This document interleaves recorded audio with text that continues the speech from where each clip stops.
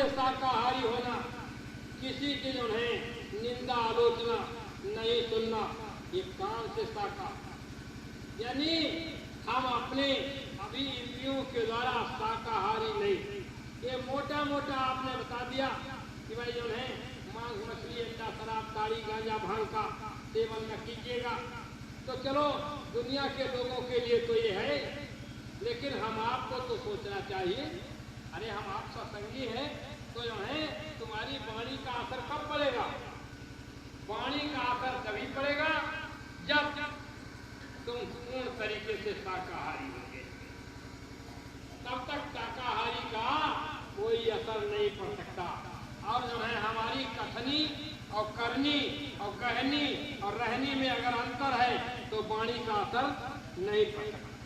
कथनी कुछ और है और करनी कुछ और है। हम मंच पर बैठ करके कुछ और बोले और उसके बाद में हम बाहर निकले, नीचे उतरे तो हमारी करनी को जब दुनिया के लोग देखें, सत्संगी लोग, अरे ये वहाँ बोल रहा था कुछ और वहाँ जो है यहाँ तो कुछ और। ये तो जो है तो जब कथनी और करनी में अगर अंतर है तो वाणी का असर नहीं पड़ सकता। कथनी करनी कहनी रहनी एक सी होनी चाहिए, तब तो वाणी का असर पड़ेगा। वास्तव में शाकाहारी हम आपको शाकाहारी होना ही चाहिए। दूसरी बात यह है, शाकाहारी में बहुत कुछ गुण है। अब हम एक बार ऐसे मथुरा से आ रहे, तो मथुरा से जब आ रहे थे तो एक सज्जन हमको ट्रेन में मिल गए, पढ़ा लिखा था। उसने कहा, वेशभूषा देखा, टाट पहने, कहा आप बाबा जयदेव चेला है?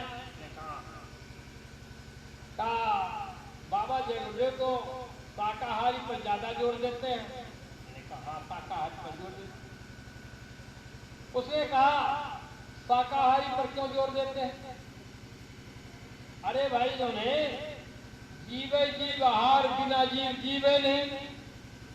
उसने कहा जीवे जीव आहार बिना जीव जीवे नहीं। तो हमने कहा अपनी बात खुल करके बताओ क्या बात है। उसने कहा देखो ऐसा है भैया, जल के जीवों में आप देखिए, जल के जीव बड़ी मछली छोटी मछली को खा जाती है, छोटी मछली उससे जो है यानी अपनी छोटी मछली खा जाती है, और जो है जो छोटी छोटी इतनी छोटी छोटी मछलियां हैं वो जो है जल के कीटाणुओं को बीन बीन करके खाती रहती है। तो जीव ही जीव आहार है। कहा जो है आसमान के जीव जरा देखिए, पक्षी है, पक्षी कोई पतंगा ऊपर उड़ा तो पक्षी ने उसको खा लिया, जीव ही जीव आहार। चिड़िया जो है छोटे छोटे कीटाणुओं को खाती रहती है। तो जब जीव ही जीव आहार है, एक जीव दूसरे जीव को खा रहा, बिना जीव जीवे नहीं।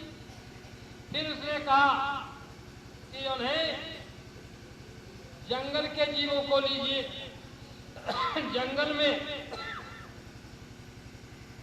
जितने भी शेर चीता बाघ हैं वो जो है जानवरों को मार मार करके खाते हैं, और भेड़ बकरियां हैं या जो है जंगल में हिरण है वो जो है घास फूस खाते हैं, उसमें भी तो जीव है। अरे घास में भी जीव है, पेड़ पौधे पत्तियां हैं उनमें भी जीव है। उसने कहा कि जो है सब जो है एक जीव दूसरे जीव को खा रहा, और इंसान सबको खा रहा, किसी को नहीं छोड़ रहा।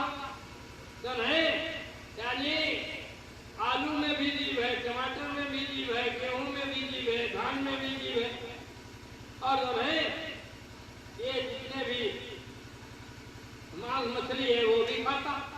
तो ये किसी को नहीं छोड़। जब जीवे जीव आहार है, बिना जीव जीवे नहीं, तो शाकाहार पर क्या क्यों जोर देते हैं?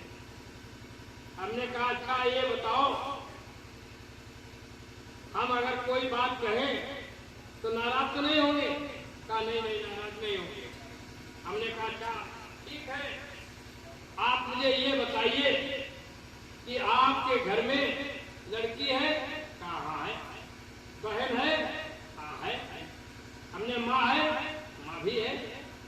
हमने कहा अच्छा ये बताओ बहू है? कहा बहू भी है।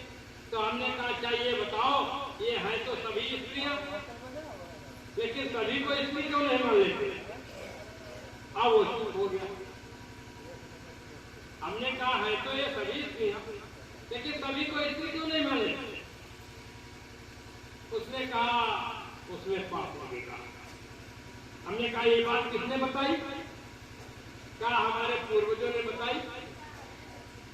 तो हमने कहा जब ये पूर्वजों ने बताई बात कि उसमें पाप है उसमें पाप नहीं, तो जो है ये भी तो पूर्वजों ने ही बताई, हमारे ऋषि मुनियों ने बताई कि शाकाहारी में पाप नहीं है और मांसाहारी में पाप है।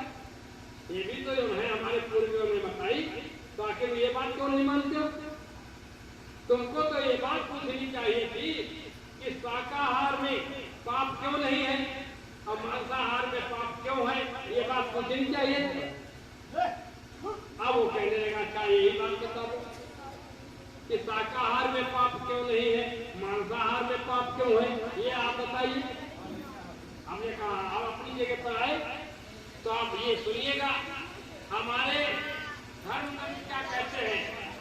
यानी व्यास जी ने एक दोहा लिखा है, एक श्लोक लिखा है।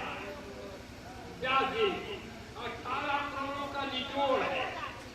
अष्टादश पुराणेषु व्यासस्य वचनद्वयम् अपरोपकाराय पुण्याय पापाय परिपीडनम्। का 18 पुराणों में व्यास के केवल 2 ही वचन है निचोड़, परोपकाराय पुण्य, परोपकार के समान कोई बड़ा पुण्य नहीं, अपापाय परिपीडनम्, दूसरे को पीड़ा पहुंचाने के समान कोई बड़ा पाप नहीं है। पीड़ा पहुंचाओगे तो पाप लगेगा, पीड़ा पहुंचाओगे, तुम्हारी उंगली काट दी, तुमको दर्द हुआ पीड़ा हुई तो हमें पाप लगेगा। मछली को काट दिया उसको दर्द हुई तो पाप लगेगा। बकरे को काट दिया और जो उसकी पीड़ा हुई तुमको पाप लगेगा। पीड़ा होगी तो पाप लगेगा। और ये पीड़ा को यानी सुख और दुख को अनुभव करने वाला कौन है? मन। इसके अंदर जो मन बैठा है ये जो है सुख और दुख का अनुभव करता, और जो है जब पीड़ा होगी तो पाप लगेगा। ये पेड़ खड़ा है, ये जड़ योनि है, इसमें मन नहीं है, मन है भी तो जड़ है। तो जब जड़ है मन, चेतन मन है नहीं, तो इसकी पत्ती काट दीजिए, इसको पीड़ा नहीं हुई, सुख और दुख का अनुभव कौन करे? मन ही तो सुख और दुख का अनुभव करता, और मन इसके अंदर जड़ है ना के बराबर। तो बताओ जब इसको पीड़ा हुई नहीं तो हमको पाप लगा। घास काट ली, घास को पीड़ा हुई नहीं तो उसमें मन है नहीं, जड़ है, उसको पीड़ा नहीं हुई तो उसको पाप नहीं लगा। और नहीं आलू को काट दिया उसके अंदर मन तो है नहीं, तो उसको पीड़ा नहीं हुई तो पाप नहीं लगा। तो जो नहीं पीड़ा होगी तो पाप लगेगा। अष्टादश पुराणेषु व्यासस्य वचनद्वयम्, 2 वचन है, परोपकाराय पुण्य, परोपकार के समान कोई बड़ा पुण्य नहीं, अपापाय परिपीडनम्, दूसरे को पीड़ा पहुंचाने के समान कोई बड़ा पाप नहीं है।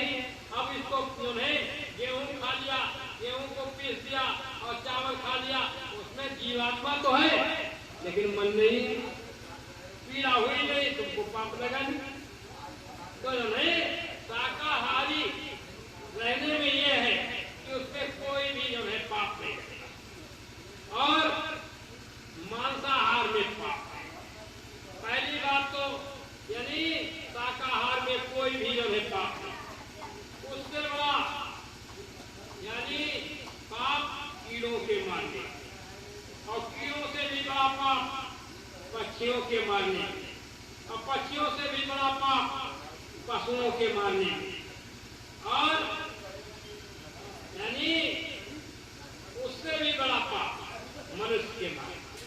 एक मनुष्य की हत्या 100 गायों की हत्या के बराबर, इसलिए क्रमशः पाप लगता है। इसलिए महापुरुषों ने कहा है कि उन्हें शाकाहारी नहीं, शाकाहारी रहोगे तो आपका जो है मन बुद्धि चित्त आपको गंदा नहीं होगा। और वैसे तो जो है कैसे, क्योंकि मन को वैसे भी जो है काल का एजेंट है और जो है इसके अंदर बेईमानी मक्कारी झूठ कपट भरा ही है। और दूसरी बात यह है कि इसके अंदर अगर तुमने कब्रिस्तान बना दिया तब तो फिर जो है आपका भजन तो बन ही नहीं सकता। अरे एक मुर्दा के जो है जलाने से कितना बड़ा पाप लगता है। आप देखिए, एक मुर्दा को जला दिया, तुमने मुर्दा था, अपनी मौत मरा और उसके बाद जो है उसने तुमने अग्निदान दे दिया, तो जो है 13 दिन तक जो है यानी घर नहीं जाएगा और उन्हें बाहर रहेगा। तो जो है यानी जब तक यानी एकादशा उससे रही नहीं होगी और जो है सब जो है कर्म कांड कराया जाता तब उसके बाद समाज में मिलाया जाता। केवल मुर्दा